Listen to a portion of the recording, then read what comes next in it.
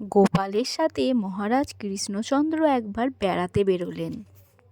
বেড়াতে বেড়াতে একটা টাইমে তিনি গোপালের হাতটা শক্ত করে টিপে ধরলেন এবং আস্তে আস্তে মোচড়াতে লাগলেন।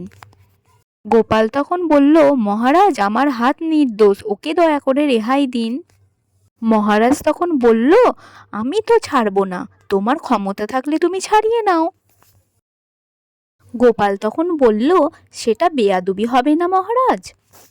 মহারাজ তখন বললেন, তাহলে তো ছাড়বই না। গোপাল তখন যেই রোগের যেই দাওয়াই এই কথাটা বলেই রাম নাম জপতে লাগলো। মহারাজ তখন বললেন, এতে কি কাজ হবে গোপাল, দাওয়াই কোথায়?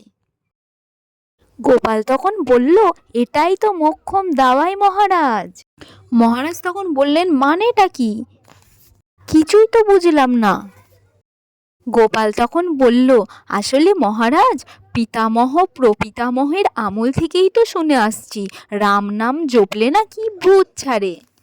এ কথা শোনা মাত্রই মহারাজ লজ্জা পেয়ে গোপালের হাতটি ছাড়তে দিশে মিশে পায় না। তো হ্যালো বন্ধুরা, কেমন লাগলো আজকের এই গল্পটি ভালো লেগে থাকলে একটা লাইক করে দিও। আর হ্যাঁ, চ্যানেলটিকে সাবস্ক্রাইব করতে একদম ভুলো না। আবার আসছি একটা নতুন মজাদার গোপাল ভাঁড়ের ভিডিও নিয়ে।